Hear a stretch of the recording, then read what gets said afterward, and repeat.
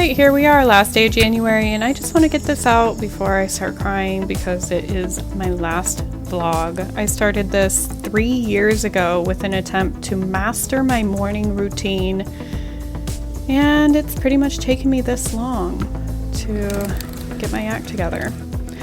So I'll just show you a little peek before I log off, and this is just me making coffee or tea, getting my water ready.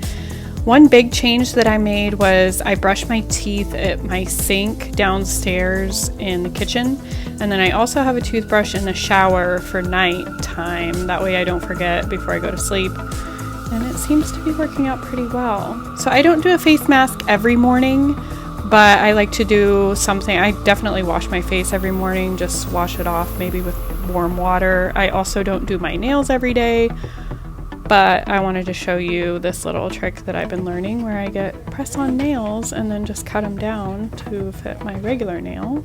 And then every month I change out the Norman Rockwell pictures on my fridge and the calendar that Rio and I made. He's pretty good about keeping track of what day it is, and making breakfast, as you can see.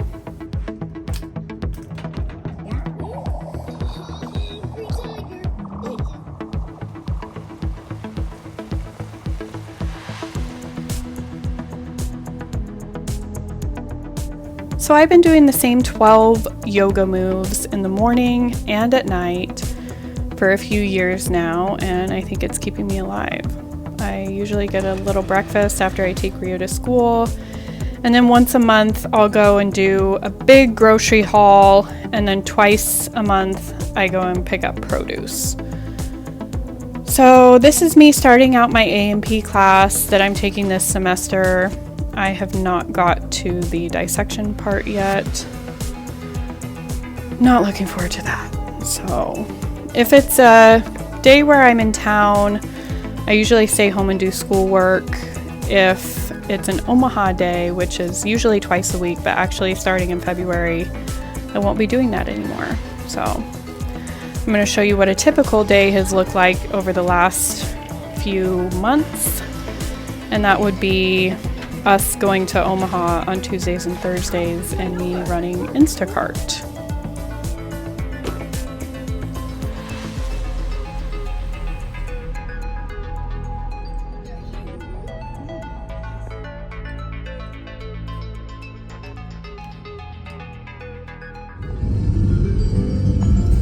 It's a beautiful day in my neighborhood, so much to do, so much to see. Won't you come along with me?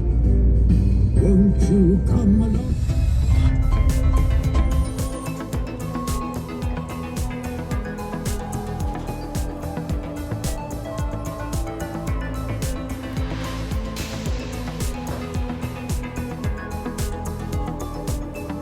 This is Restaurant Depot, by the way, which I thought was so cool, and I told the guy that worked there, man, makes me want to have a restaurant, and he literally laughed in my face, but not like a belly laugh. He laughed like he wasn't smiling. He's like, ha ha ha ha ha.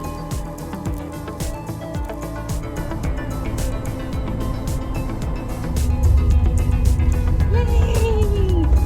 Some bread from Nana.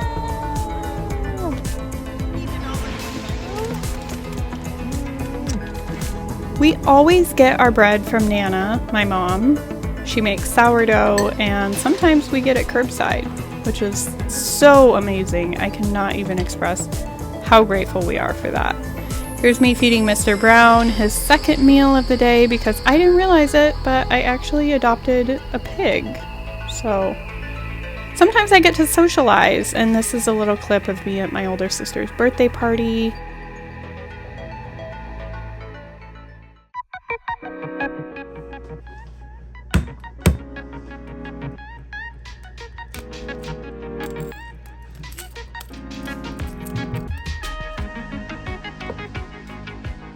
I didn't really show it here, but I have been making a huge effort to spend more time outside, just running off energy for the little one and myself, and trying to get extra sunlight as much as possible, especially in the winter time.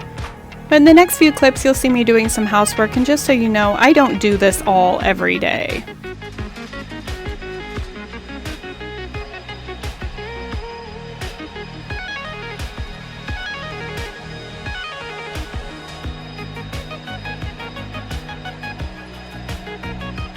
Another thing not pictured here is that in the evening I try to do 1 to 2 hours of crafts after dinner, and then Rio takes a bath and gets ready for bed. I don't know if any of you have ever seen those like Jesus optic illusions where you see on a piece of paper a diagram and you're supposed to stare at it for like 30 seconds, and then after you close your eyes you can see like an outline of Jesus on your eyelids.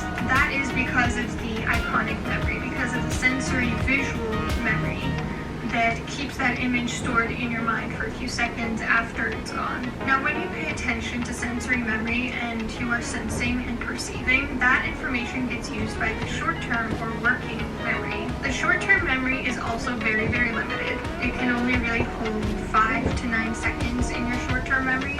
If I say the following numbers, how many of them are you able to remember? 19347488903. A lot of people, their go-to is repeated rehearsal, where they just repeat the same thing or write the same thing down or do flashcards over and over and over again. But actually, that should only be the foundation, because that's the hardest way.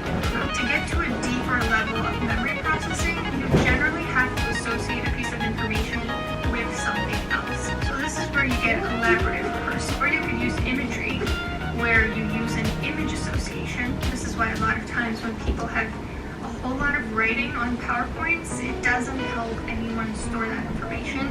Images are very helpful for getting us to associate a picture with whatever's on the screen in that moment. And the more interesting or silly or outrageous of a picture it is, the more likely it is to encode that information. But also try reworking, which is when you're putting something into your own words, giving your own example. What I'm saying makes sense. You kind of have to look at something from different angles and put it into your own words to truly grasp the essence of the concept and place it amongst other items in your mind, not just surface level details about this item.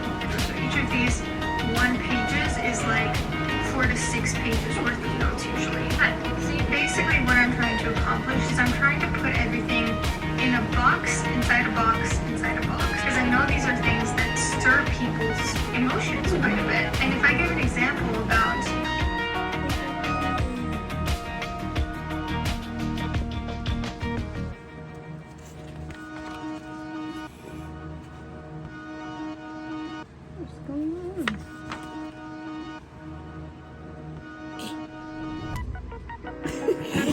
After Rio's in bed and I have some peace and quiet, I do my stretches again and some meditating.